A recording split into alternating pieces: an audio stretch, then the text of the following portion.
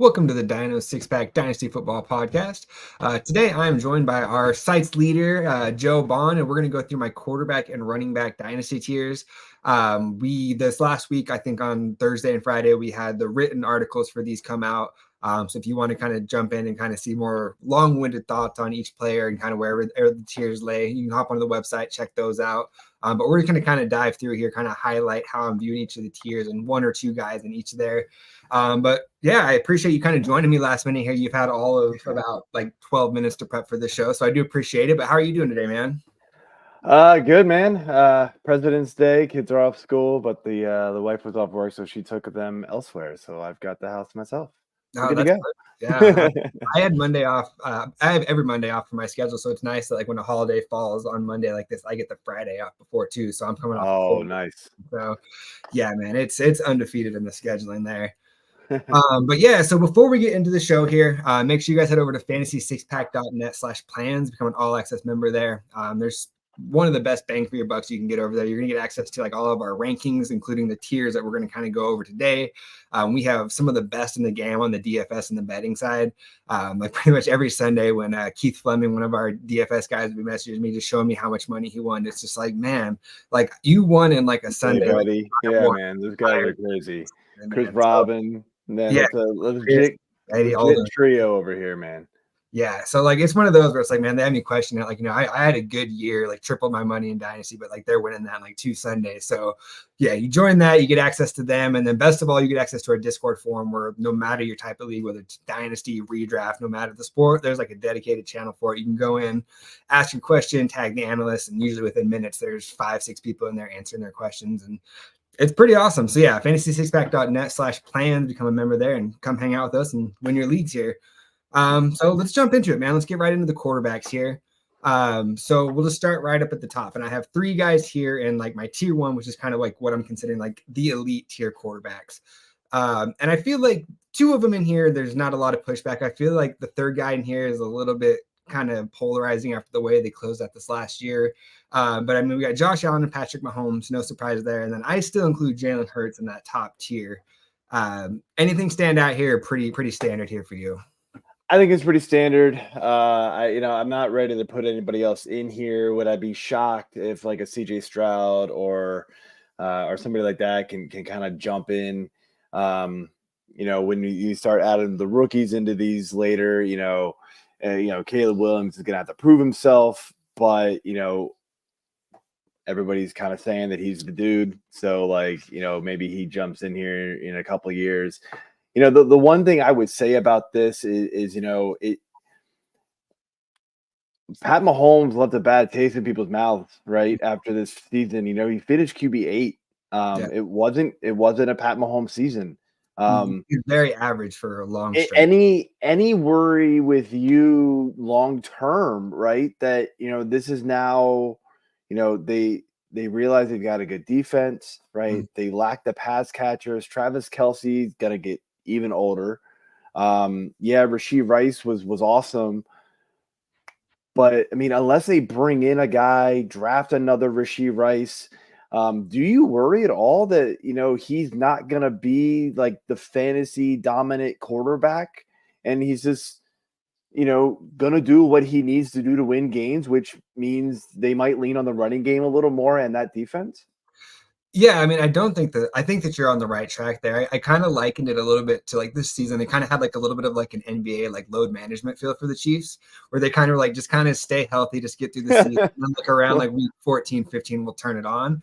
And so I do kind of see that a little bit. And so like the one, if you're going to knock him versus the other 2 in here, is I don't necessarily know that I see a world where he finishes as like the overall QB1 anymore. But if you're telling me for the next 8 years, who do you pick to top 8 every single year, that's going to be Mahomes. And I'm not going to be surprised if he has those spike years where he's up near quarterback 2 or 3. But I feel like he's going to kind of hover in that 4 to 8 mark for the next decade. And I think there's just something to be said about that, where even if you're not getting QB1, you're getting a high-end QB1 most years out of that. And so I feel pretty good there. I do think that they're going to bring in more receivers there.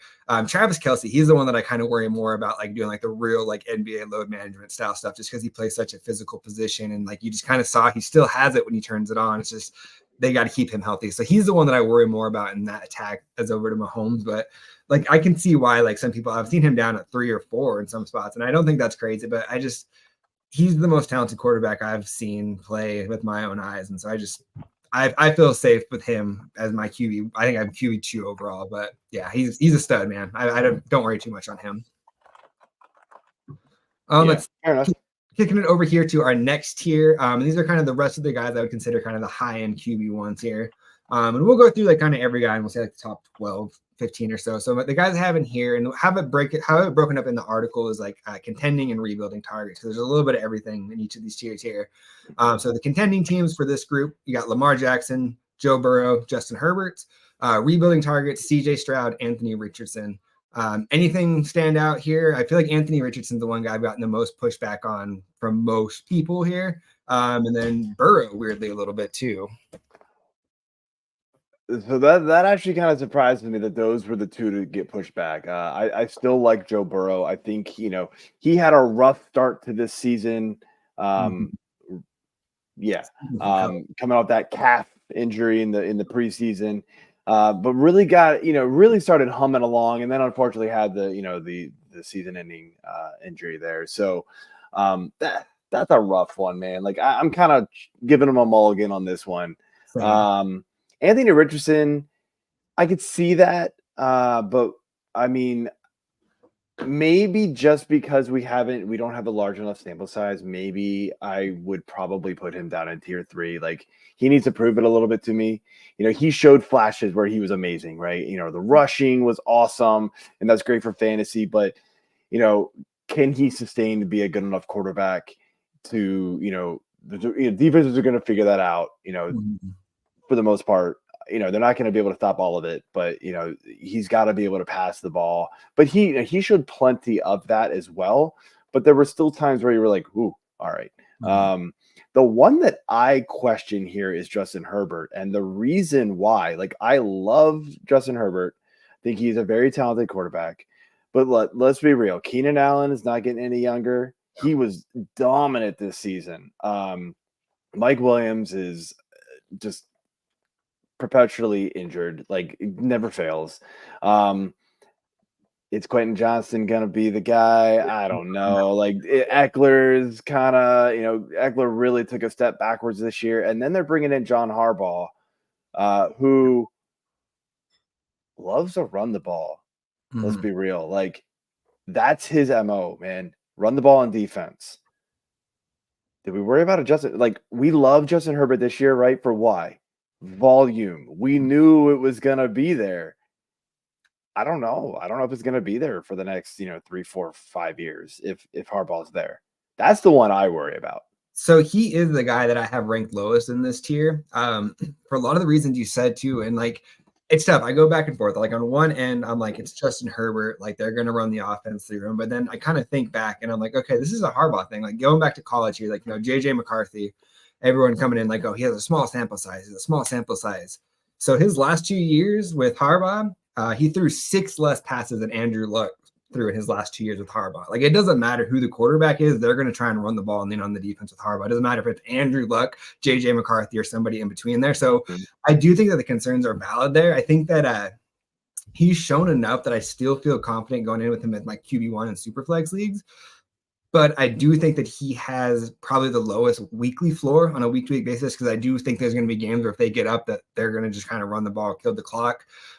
But then you kind of look at the running backs on the roster, and I think Eckler's a free agent. I think they're bringing somebody in. It's like they may want to run the ball, but they may not have a choice but to go back to Herbert on it. Yeah, I would bet money, man. They're drafting a running back this year. They don't have anybody on that team, and Eckler's. He's saying all the right things right now. It sounds like he wants to come back, but I don't know. Yeah, that's a tough one to me. I think he's the quickest one to drop out of that tier, in my opinion. Yeah, he very easily could drop down to like the tier 3, which is kind of like my lower end QB1. Then it goes past 12 quarterbacks in that tier, so it's a little bit of like your top end of your quarterback 2 as well in that next tier. But yeah, so moving into that third tier, my low end QB1s here. And this will be kind of like by the last year we go through every single player in, but the contending targets for here are Dak Prescott, Tua Tagovailoa, and Brock Purdy. Rebuilding targets I have down is Kyler Murray and Jordan Love. Anyone stand out here, either direction here for you? I mean, probably the most surprising player on this list is Jordan Love. But I agree with you. Yeah. I mean, but like if you had said that coming into 2023, like the 2023 season, that we'd be talking about Jordan Love as the top 10 dynasty quarterback, you'd be laughed off the screen. Like, let's be real about it, right? He proved himself. Like, he started off on fire, then like was totally dead in the water, right? Like, just was like, okay, droppable, right? And then like just came on again at the end of the season and was amazing. The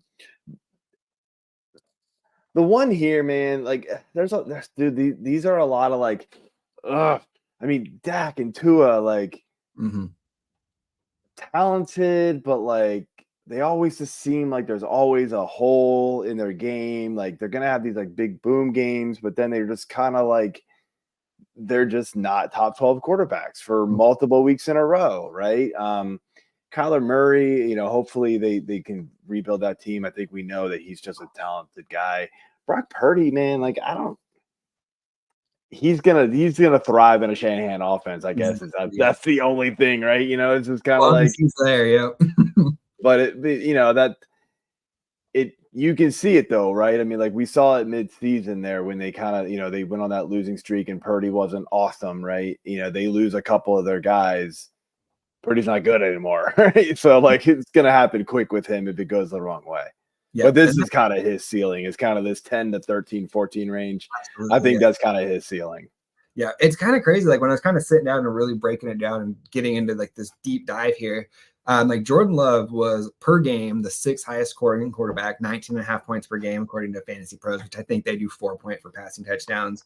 But just 2 spots below him at 0.3 points less per game is Brock Purdy at 19.2 a game. So I mean, he had a phenomenal season. I mean, and that's kind of like what I see there, like kind of like Brown what their floor should be moving forward is at that 8 to 10 range. Jordan Love, I mean, love the weapons I have there. I feel like I was in on the Packers last year. Like I had them sneaking into the 7 seed, but he even exceeded anything I expected him to be last year. Like he had an awesome year there. And then let's see, who else did we talk about? Yeah, Brock Purdy. Yeah, just like you mentioned, Purdy. It's as long as he's got in San Francisco, he's got those weapons. Like he's going to be fun as long as 2 or 4 of those weapons are still standing. Like he's going to be able to get through just right there. Let's see here. Let's see, we got a couple comments. What's up, Jamie? What's going on, man? Let's see here. Agree. I just noticed the comments in here. We got Tua over Fields.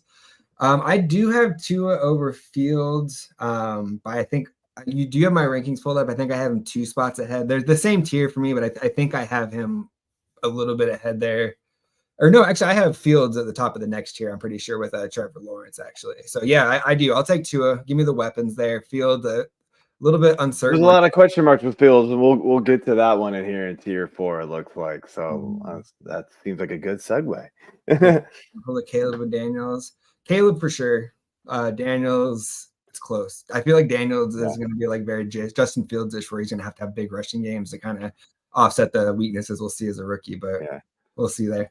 But yeah, kicking over into tier, we are now into tier 4, which is kind of our high-end quarterback twos, and this is where we'll kind of just highlight 1 or 2 guys here. And so this is kind of where it starts to, every single guy has some question marks here. Like there's guys at the top that are definitely going to be locked in as a starter this year. But then when you look past this season, I don't think it's as guaranteed. And so for this group here, my favorite contending target, just kind of factor in like price and everything. So not necessarily the best guy on the tier, but the one that I'm the most interested in trying to go out and acquire as a contender is going to be Matt Stafford. And then for rebuilding targets, Bryce Young. I'm going to go Bryce Young as kind of my favorite rebuilding target. Price considered. Justin Fields, Trevor Lawrence, you're still probably paying 2 firsts in the super flex league. Don't know that you're doing that for Bryce Young at this point. Yeah, I get that with Bryce Young, but I mean, the Panthers are going to need to do something quick with him, and like he feels like if he doesn't get good pieces around him soon, including an offensive line, we're going to be talking dust territory pretty fast with him. I mean, he did not look good this past season. Not a lot of guys are going to come in and do what CJ Stroud did. We know that.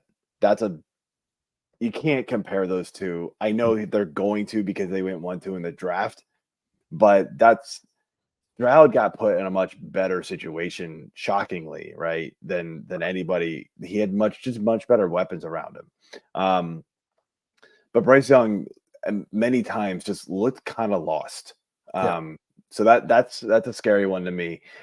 The one here that they kind of, and so we'll touch on Justin Fields just because Jamie's tuned in and we'll talk about that. I will say I understand why you've got some of the guys ahead of Fields. In fact, is it weird to say I kind of think you might have Fields too high? We literally don't know what Justin Fields' future is, right? Sure. We don't know if he's going to be the Bears quarterback. We don't know if he gets traded to another team. Is he automatic? Like he'll probably be their starter, right? But like, I don't know. Like, it's just complete unknown. I think it's a huge risk to trade for Justin Fields at this point because you just don't know. It could absolutely get worse. It could get way better. But like, what team is he going to get traded to that you're going like, oh man, that's an amazing fit? Like, where? Like, where's Atlanta? Atlanta's the one that I want. Other than that, it's kind of like, I guess we'll see. I guess, yeah. Trevor Lawrence is the guy who, man, I was super high on coming into this year. I don't really know what happened in Jacksonville. They started off pretty good, but it was a lot of the running game. It seemed like that was kind of carrying them. Justin Fields really never got it going. Calvin Ridley was very inconsistent. Christian Kirk was hurt. There was just a lot of injuries there. And Trevor Lawrence wasn't. I don't feel like he was super healthy either. He was banged up. He played, but I think he was banged up too. So if there's any guy here who I think could jump up into a different tier, and honestly, I think he could get back into the tier 2 talk, is Trevor Lawrence. Sure. And that's why you're going to have to pay for him, because people still know that potential is still there for sure. Yeah, you're still paying at least 2 first to get Trevor Lawrence in a super flex league. As far as Fields, I agree with everything you said there. It's just the uncertainty around him. Like, I feel like if we knew like he was locked in with Chicago or even like, in Atlanta, he's probably more in that high end or low end QB1 tier with that rushing ability. But it's just the uncertainty there. I'm dropping him a little bit.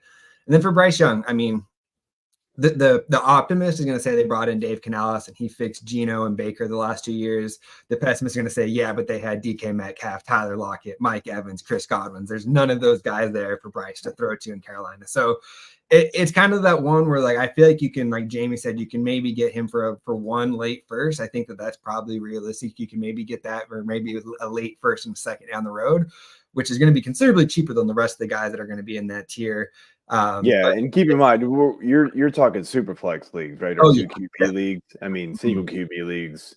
Bryce Young's free. He's probably. I mean, he's going super cheap.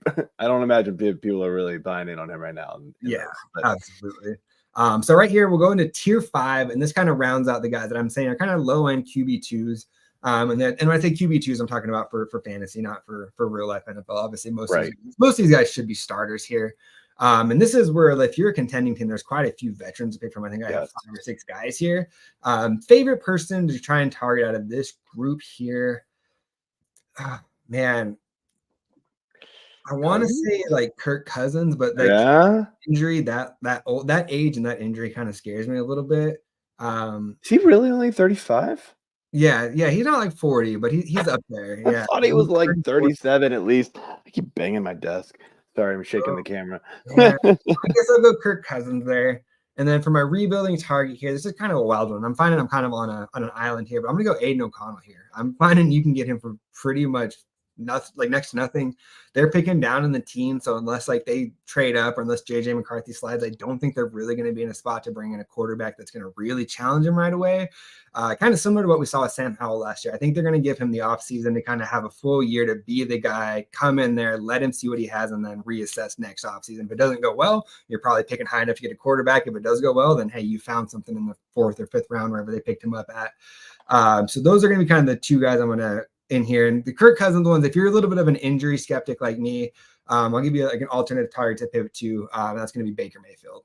You can probably go get him for 2 seconds, maybe 2 seconds in the third right now. And he's going to get signed somewhere, and he'll be a stopgap quarterback for at least another year. And I think he's going to flirt with kind of top 12 to 15 numbers there.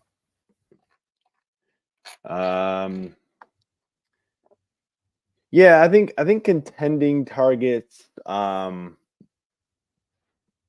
And Jamie, by the way, they are. We just didn't go. Your comment. We see your comment. They got to leave something to make people go. There's a couple of guys here. Like contending target, hands down to me is Kirk Cousins. I know the injury risk. I mean, he's obviously got the weapons there. He's got the best team around him. Aaron Rodgers is. I mean, you're talking hopefully a 1 year like rental. Like that's rough. And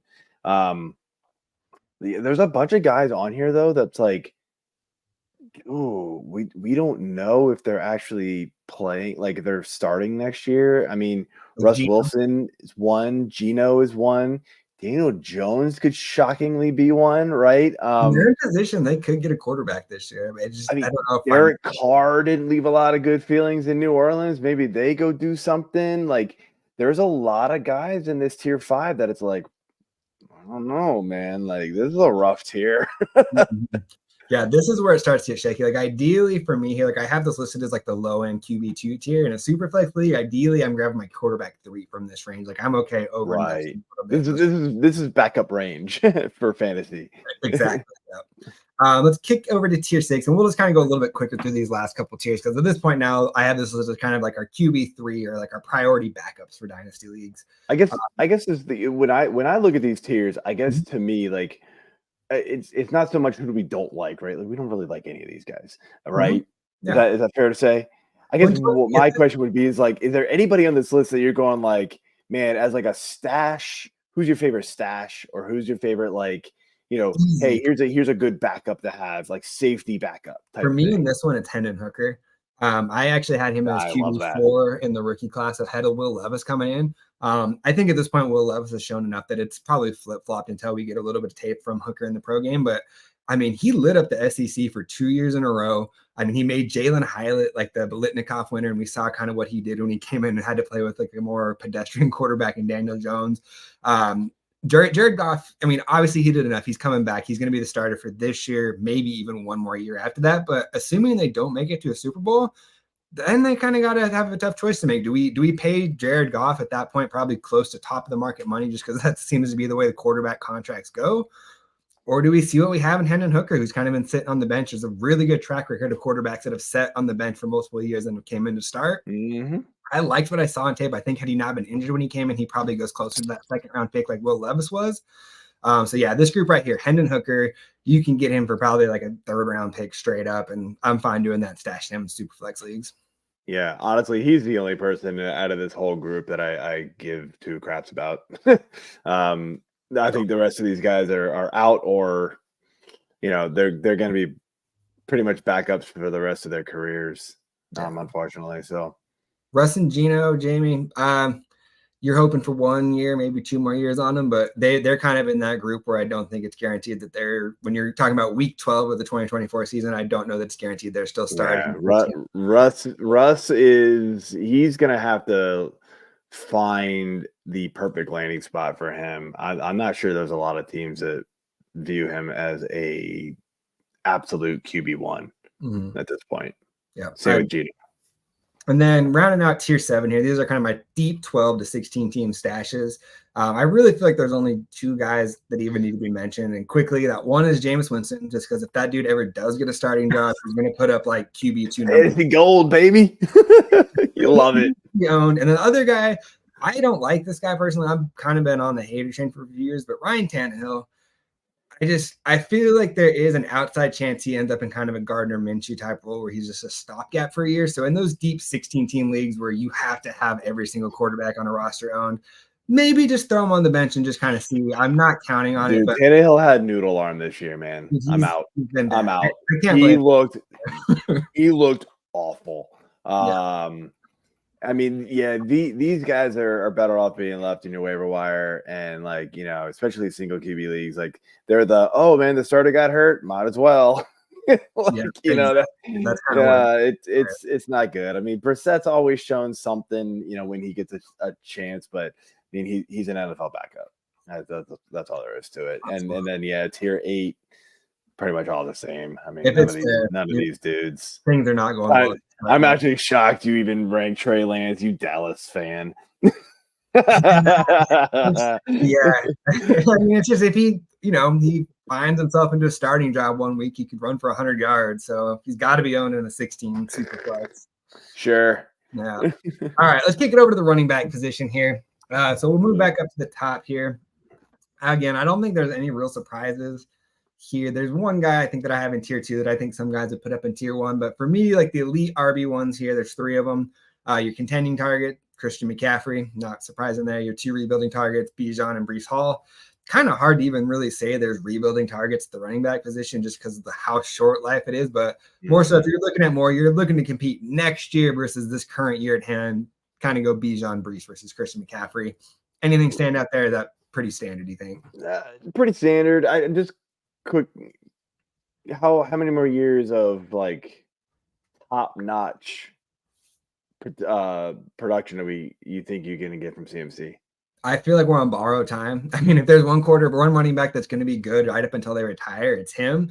But right. I mean, history says like next year, the year after. I mean, look at Austin Eckler this year. I think Eckler's 1 year ahead of Christian McCaffrey. And granted, like his ceiling was more propelled by touchdowns. I don't think he was ever as good as Christian McCaffrey. He just caught a ton of passes and scored a lot. So like, I think that there's going to be less of a dramatic drop off for CMC, but I mean, I wouldn't be surprised if like he never matches the fantasy point total he put up this year, even if that means he scores 30 less next year and is, RB1 by 50 points instead of 80 or whatever ridiculous number it was this year. Yeah. Breece, Bijan, Hall. Who do you lean between those two? I feel like that's kind of a combo. I mean, I have one over. Breece catcher, man. Breece was so good this year with a terrible quarterback. And Bijan, like when he got the ball, was awesome. That was the problem. But now, I mean, new coaching staff comes in. You got to hope they're just smarter, right? So I still lean Bijan, but man, that's literally 1A, 1B for me. They are so good. Yeah, Jamie, you got Breece over Bijan. I don't. I get it. I totally get it. Same tier, definitely. Moving over to tier 2. These are kind of like I don't think I have this necessary category in any other position, but we're going to call these guys your building block RB1s, just because, like I mentioned, like looking 3 years down the road for the running back position, that's kind of tough to do for anybody. But these are guys that if you're telling me in 3 years who is still productive, this group of guys I feel pretty good about. The contending targets we got in this group here is Jonathan Taylor, Travis Etienne, and Kenneth Walker. Rebuilding targets, Jahmyr Gibbs, and he's the one that I've seen up in tier 1 in some ranks, and then Devon Achane. Anything look kind of out of line here? No, I guess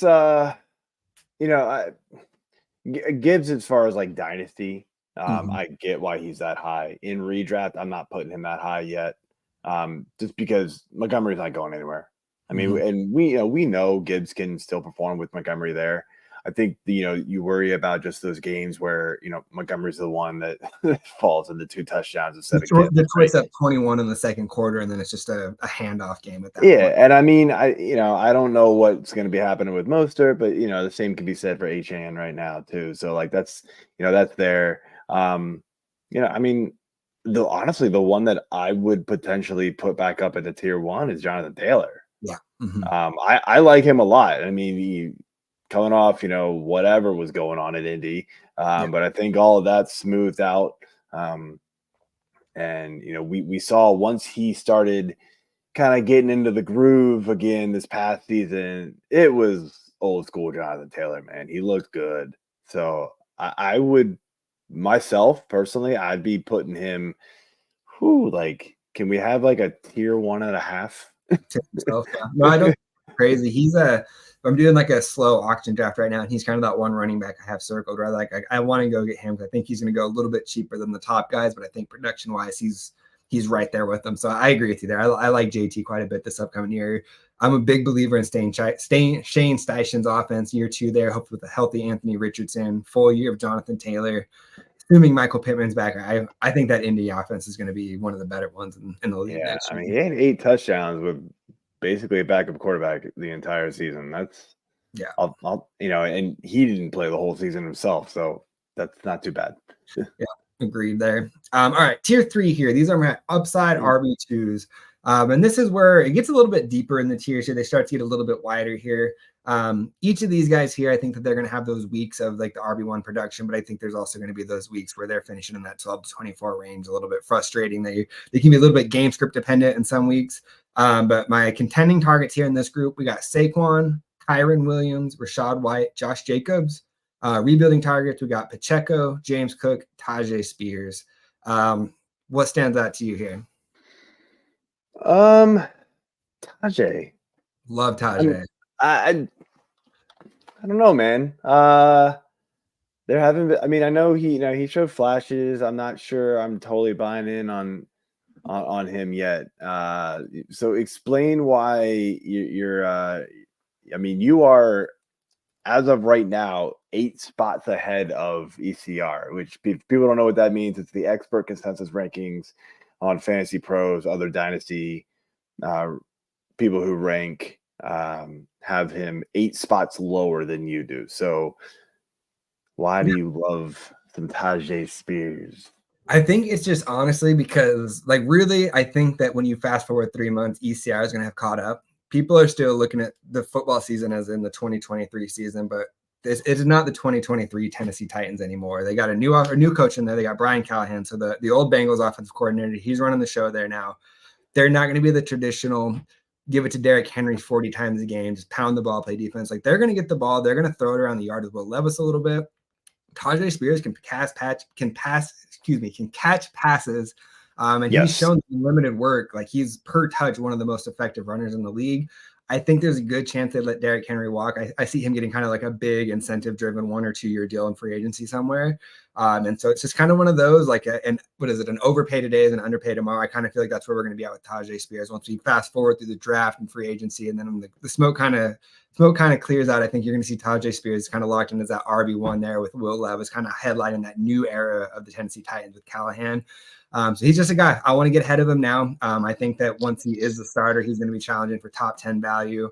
Yeah, go get him now. You're going to get a discount. Anything you acquire him for now, I'm going to say there's a 90% chance it looks like a discount in 6 months when we look back on this. Yeah, I guess I worry that Tennessee brings in another running back to kind of, split that workload up with him.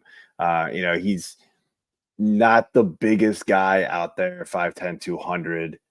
So, do we expect him to take on that workload? Another guy in this list that I was going to actually bring up, and Jamie already asked this question. So Achan over Kyren Williams, you are not buying into the Kyren Williams hype. He had the second most fantasy points for running backs this year on a points per game basis, I believe. Second most touchdowns. You're not buying into Kyren Williams being able to keep that production going, huh?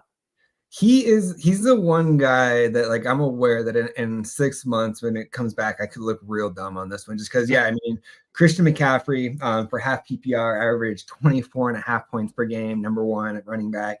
Kyren Williams, number 2 at 21.3, so a 3-point drop, but then it's another almost 4-point drop to get down to 17.8 at number 3. So, looking at what he did from weeks 12 on, so this is, again, half PPR scoring for Kyren, 38.4, 20.2, his low mark of 14.3, 24.5, 16.4, and then 30.1 in the fantasy championship week 17. So, once he came back in after that injury and that bye, he was the dude there. The only thing that makes me a little nervous is just I feel like we've seen this story, and, like, albeit not to quite this level of production, but we've seen insert running back for the Rams that has 3 or 4 weeks of just huge fantasy productions. So, it's kind of the same with Tajay. Like, insert Cam Akers. Yeah, exactly. The Rams who loved Cam Akers this year? So, like, that is the only thing. And maybe that, that kind of goes similar to, like, the helmet scouting for college players. Maybe I'm helmet scouting him because he's on the Rams and I'm ignoring, like, what was on tape last year. But if you're telling me there's one guy in the top 15 of this year that falls out, like if I'm putting money on it, it's going to be Kyren Williams. I feel better about all the guys around him, even Tajay Spears as it stands now. Like if you're telling me I had to put $100 down right now on somebody to finish top 12, I almost feel like I feel better about that than Kyren just because of Sean McVay's track record. Nothing that Kyren has done himself at all. All right. Yeah. All right. Let's kick it down here to tier 4. And here's where we'll kind of stop touching on everybody in the tier. So like I said, you guys still need to go become members and read the articles here. This is where we get into our low end. These will get updated all the time. So these will be going to change. All year. Yeah, this is the February 19th edition. So yes, if you get up on those will be constantly updated. But all right. So here we get to our low end RB2s, and kind of similar here. These are guys that they'll have a few RB1 weeks, but in general, you're kind of looking on them as your second running backs. Ideally, your flexes if you have a good team. But my number one contending target to buy out of this group here, again, factoring in all price and everything. And it kind of burned me a little bit this year, but I'm ready to be hurt again. And that's going to be Aaron Jones. I'm going to go in on Aaron Jones for contending teams, rebuilding targets. We only got 2 of them here. We got DeAndre Swift and Javonte Williams, but I'll go Javonte for the rebuilding target here. Yes. Yeah. So glad to hear you say that. Yeah. The Javonte Williams hate has gone too far. Mm-hmm. This guy did crazy knee injury though. Dude, he did so good. I agree. We need to get Jamie, that already exists. It's on Sirius XM. I don't have the band power to do that. Yeah, I we got appreciate it though, man. Donors and some bankrolls and a lot more people. Yeah, Javonte Williams though, man. He coming off that crazy knee injury, dude. I mean, if he had just scored more touchdowns, we'd be talking a whole different light with him. Yeah. It wasn't the greatest season, but the Broncos were just kind of a mess. Well, even though they almost got into the playoffs, it was a disaster over there, man. But he's gonna be good, man. He's still 23. Mm-hmm. You forget that. I'll tell you what, the guy who age actually shocked me the most out of this whole group is David Montgomery. He's only 26. Oh, what? A little older dude, I thought he was a lot older. He feels like he's been in the league for 10 years. He's been heavily involved since he came in, basically. Yeah. Right? So that one shocks me, but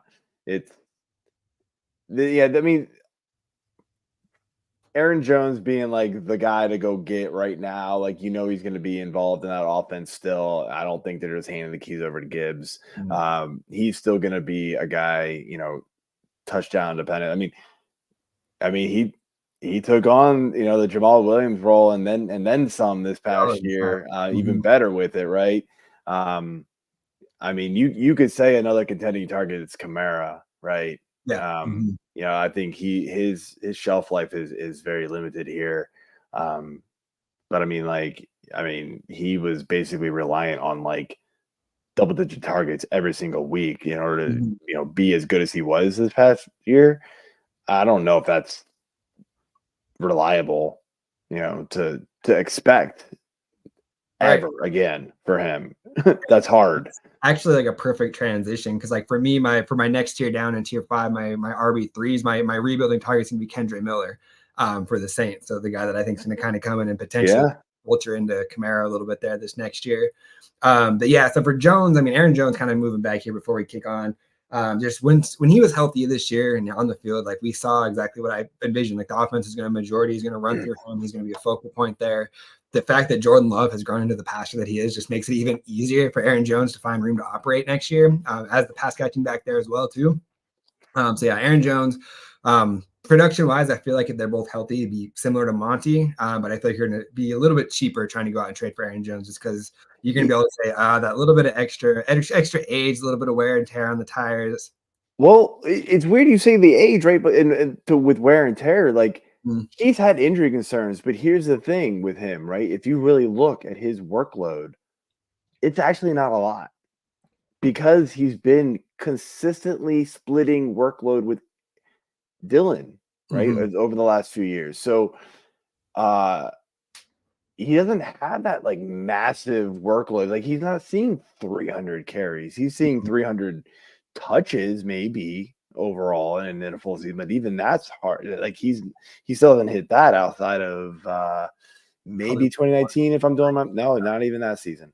So never even over 300 touches. So, his workload, like the tread on the tires isn't there. The age is, and that's going to factor in, but he was still able to get it done when he was on the field this year. I do like him. Yeah. Kendra in the top 20 of the starter. Yeah. If he's a starter, yeah, I think it's more realistic, like getting to the top 36 this year's flex value, along with Kamara still there. But if he was a starter, yeah, top 20, I like that. And then top rookie running back in this class. So for me, that's going to be Jonathan Brooks. And I think, well, you man, I'm not in on the rookies yet. For me, I would have him. This isn't a strong running back class, though. Yeah, like he would be somewhere in between tier 3 or 4, like in between my upside and low end RB2s. Like I want to say, like maybe we'll put Brooks behind. Behind Tajay, kind of in that Josh Jacobs, Alvin Kamara kind of range, where if you're a contender wanting to pivot down, I think at that point, then the Kamara, Montgomery Jones, I'd rather go Jonathan Brooks at that point. You could swap like a contender now to like reload and get a younger guy, possibly. James Cook or Pacheco or Rashad White, I think I'd rather just roll with them than go to Jonathan Brooks just because he's coming off an injury. He may not be ready to start the year. He's going to be more of a year 2 play. Best case, he has like a Breece Hall type thing where he comes in after the rookie year and just kills it right away. Excuse me. All right, here. So let's Tier 5. Let's start with we got a lot. Here. So for me here, like I said, my rebuilding target out of this group is going to be Kendre Miller.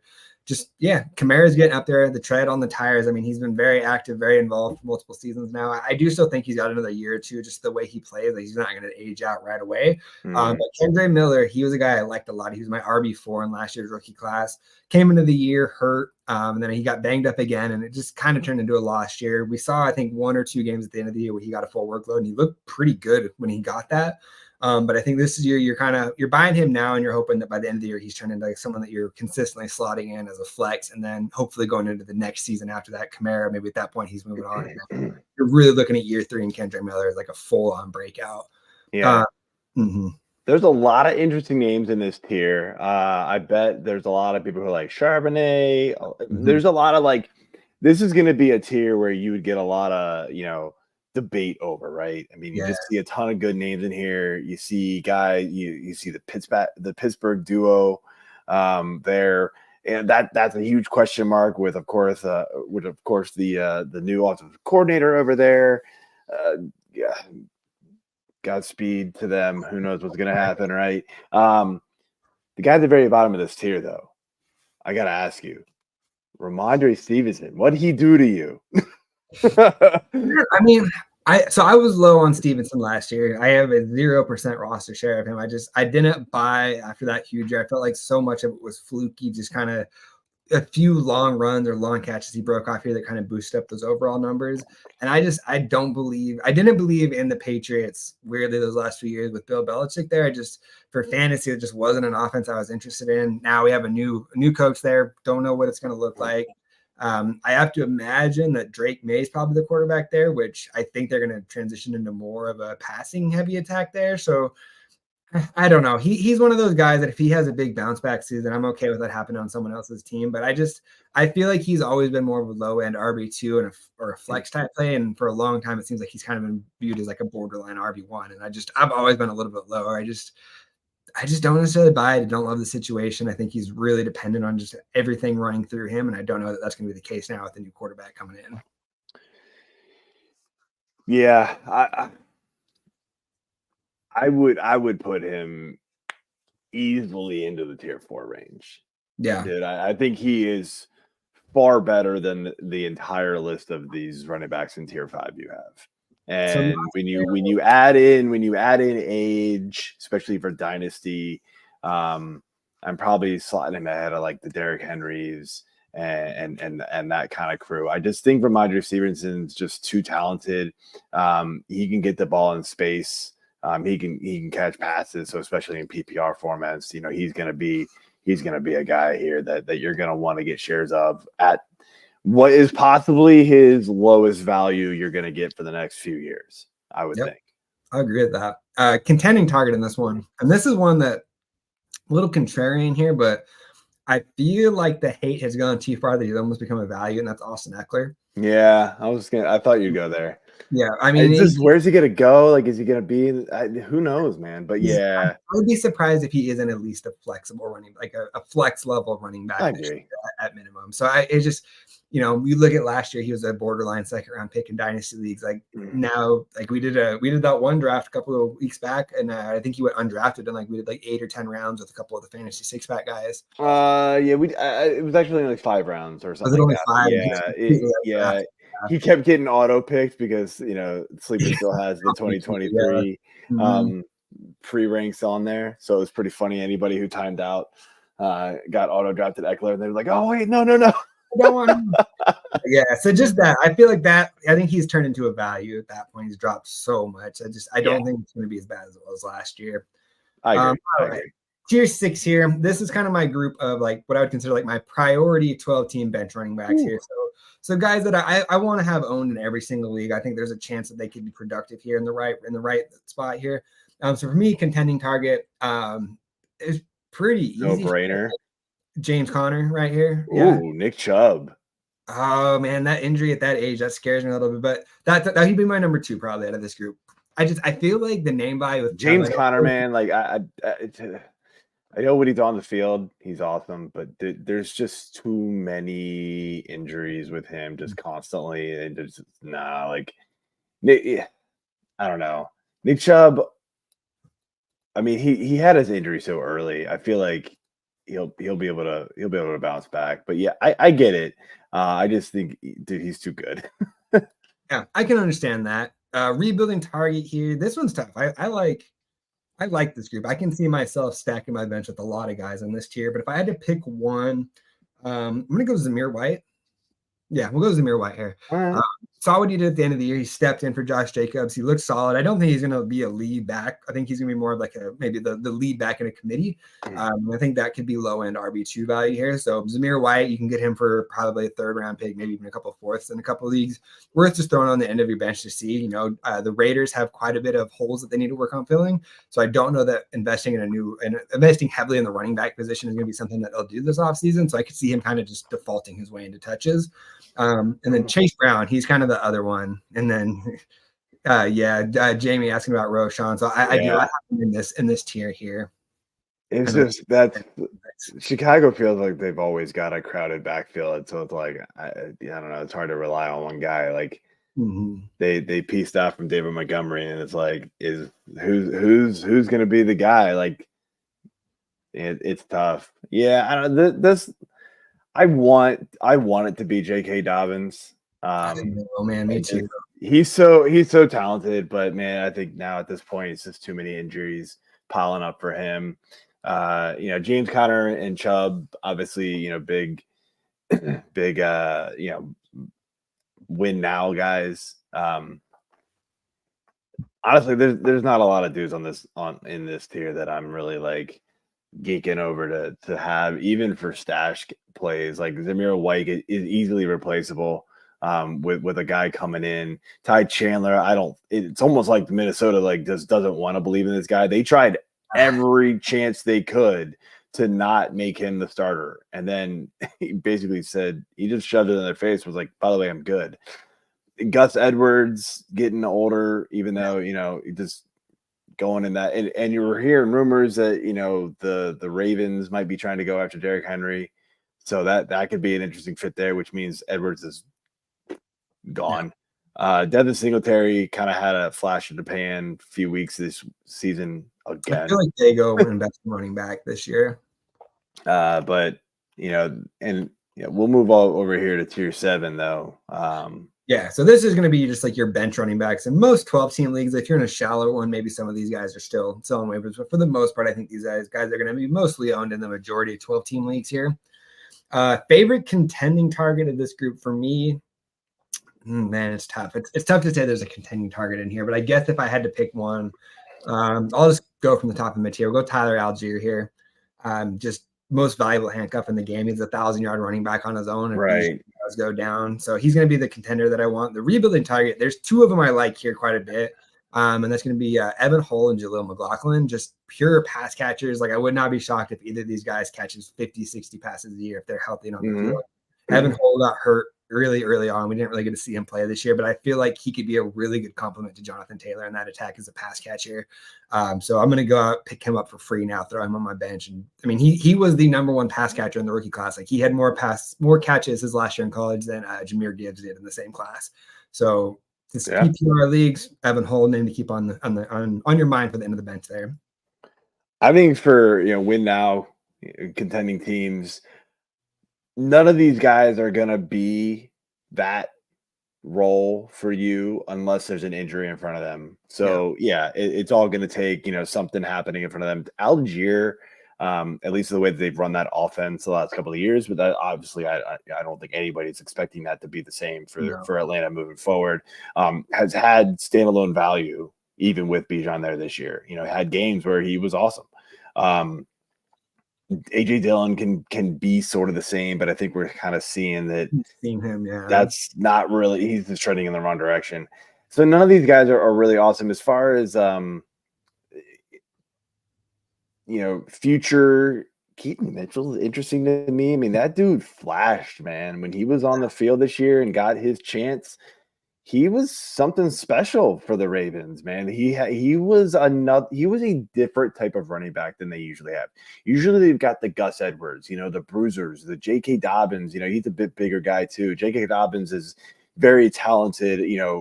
Can carry the load type running back if he stay healthy.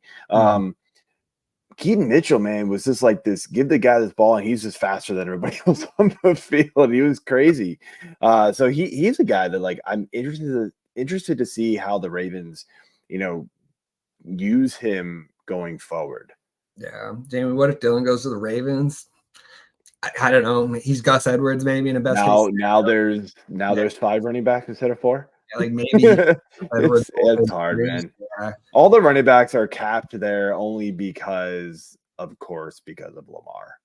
Yeah, absolutely. That's the big thing there. I mean, we saw Gus Edwards had a crazy amount of touchdowns this year. If he didn't have 13 touchdowns, he's nothing. I mean, but he only got those because they would get down to the 2-yard line and then just hand him off the ball when they were up big. And they didn't want to get Lamar hurt, so they're not sneaking the ball in with him. Yep, exactly. And that'd be the same thing for Dillon there if you ended up there. Last tier here, I guess we got tier 8.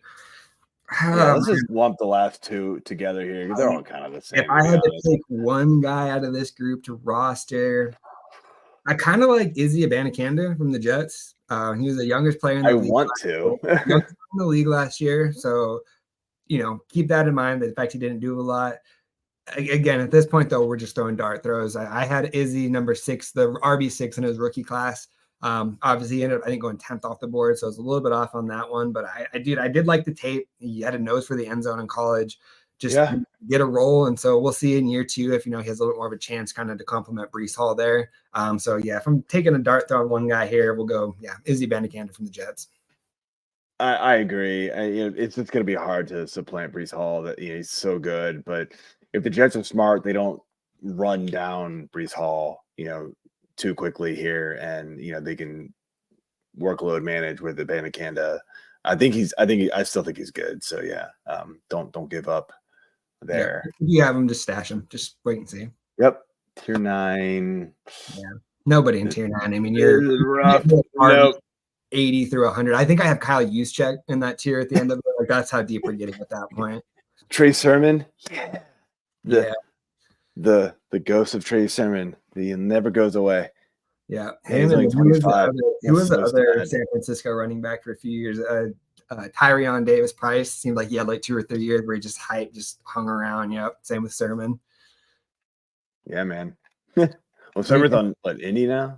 He was with Indy last year. It's rough down here, man. It's rough down here. It gets pretty gross. But if you are one of those sickos that have those leagues at their roster, become a member. I have 100 running backs ranked in my rankings, 125 for receivers, and then I think 65 quarterbacks and tight ends. So over 350 players ranked. If you want to see where they rank, become a member here. You can pull up the articles, and I have them all broken out in every single tier. But become a member over there, fantasy6pack.net/plans. I know you're busy as hell with fantasy baseball coming out. So what all do you have coming out on the site here? Yeah, obviously our rankings as well. I'm working on my tiered rankings, kind of like you've been doing here. Somebody asked for it in our Discord, so I'm going to try to make that happen. We just got done with the last bust article. So outfield bust went out today. So we have all the sleepers and busts. We've got top 10 preview articles. We're just going through all the different things, getting ready. The draft cheat sheets always being updated as well. So that is crucial for your drafts. And of course, if you are not a member already, I know this is a football show, but it's baseball season. Yep. So our promo code is F6PMLB24. You can find it all over our Twitter and our Facebook. So it's not, we're not keeping it a secret. So go there and check it out. Save 15% off any of our membership packages.